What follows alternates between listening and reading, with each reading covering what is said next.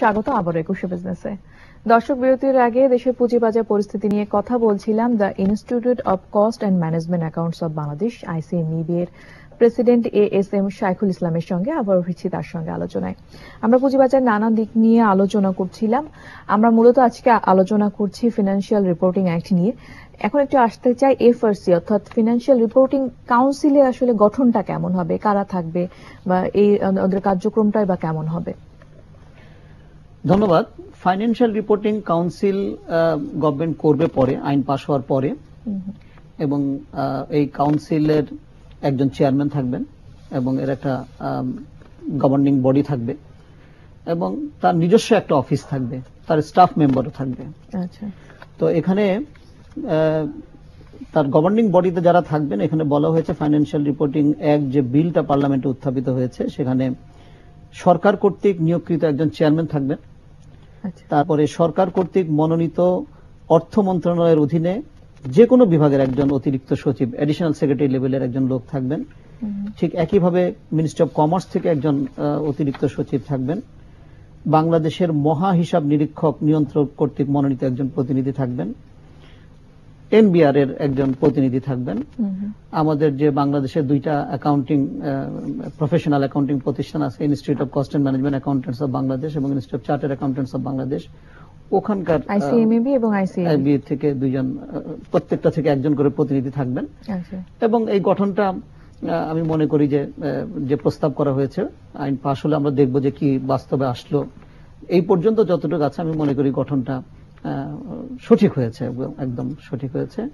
এবং এটা আমাদের জনগণের এবং পুঁজিবাজারের বিনিয়োগকারীদের প্রত্যাশা পূরণ করতে পারবে বলে আমি আশা করি। আচ্ছা, এই যে ফিনান্সিয়াল রিপোর্টিং অ্যাক্ট নিয়ে আমরা জানি যে কিছুটা মতবিরোধ কিন্তু রয়েছে এবং পক্ষ বিপক্ষ কিন্তু হয়ে গিয়েছিল এর আগে। তো এটা কেন, যে পক্ষে কেন আর বিপক্ষে কেন, এই বিষয়টি যদি আপনি একটু ক্লিয়ার করতেন। এটা আসলে পক্ষ বিপক্ষ এভাবে আমি বলবো না। এটা হয় কি, একটা আমাদের সমাজে একটা হিউম্যান টেন্ডেন্সি, সব ক্ষমতা নিজের কাছে রেখে দেওয়ার একটা মানসিকতা।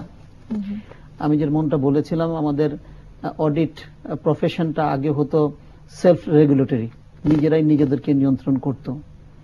তো বিংশ শতাব্দীর শেষের দিকে যখন দেখা গেল যে সেলফ রেগুলেশন দিয়ে জনস্বার্থ সংরক্ষণ হচ্ছে না, তখন এটা সারা পৃথিবী আলাদা একটা স্বাধীন প্রতিষ্ঠান করে অন্য তৃতীয় পক্ষ দিয়ে এটা রেগুলেশন করা হচ্ছে। যেমন আমি আমার নিজেকে সবসময় নিয়ন্ত্রণ করতে পারি না, আমি অপরাধ করেই ফেলি, পাপ আমার মধ্যে চলেই আসে। এই জন্য আমার যারা গুরুজন আছেন তারা দেখিয়ে দেন যে তোমার এটা ভুল, তুমি এখান থেকে সরে আসো।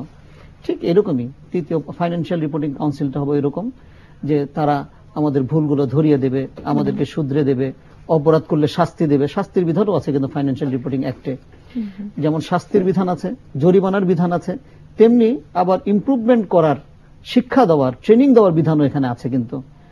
তো এখানে পক্ষ বিপক্ষ না, এটা হলো চিন্তার ব্যাপার। যারা আগে থেকে নিজেরা রেগুলেট করতেন তারা মনে করতেন যে আমরাই যথেষ্ট, কিন্তু আমরা সহ সুশীল সমাজ এবং যারা চিন্তা করেন পুঁজিবাজার নিয়ে, জনস্বার্থ নিয়ে, তারা মনে করেছেন যে না, এটা উন্নত বিশ্বের সাথে তাল মিলিয়ে আমাদেরকেও একটা তৃতীয় স্বাধীন সংস্থার মাধ্যমে রেগুলেট করা প্রয়োজন, এবং সরকার এটা উপলব্ধি করেছেন, যার জন্য সরকার এই আইনটা করে বিল আকারে পার্লামেন্টে উত্থাপন করেছেন। কাজেই এটা চিন্তার পার্থক্য থাকতে পারে, পক্ষ বিপক্ষ বলে আমি মনে করি না। আচ্ছা, আমরা আশা করব যে বিনিয়োগকারীদের একটা প্রচেষ্টা রয়েছে, যে একটা আশা রয়েছে যে স্বচ্ছতা এবং জবাবদিহিতার একটা জায়গা তৈরি হবে, সেটা যেভাবেই হোক স্বচ্ছতা এবং জবাবদিহিতার একটা জায়গা তৈরি হবে। অসংখ্য ধন্যবাদ আজকে আমাদেরকে সময় দেওয়ার জন্য। আপনাকেও ধন্যবাদ, একুশে টিভিকেও ধন্যবাদ আমাকে সুযোগ দেওয়ার জন্য। দর্শক, এতক্ষণ দেশের পুঁজিবাজার পরিস্থিতির নানা দিক ও করণীয় নিয়ে কথা বলছিলেন the institute of cost and management accounts of Bangladesh ICMEB এর প্রেসিডেন্ট ASM শাইখুল ইসলাম। দর্শক, এবার নিচ্ছে আরো একটা বিরতি। দুপুর 12:30টায় আবারও ফিরে আসবে একুশে বিজনেসের আরো আয়োজন নিয়ে। আমাদের সঙ্গেই থাকুন।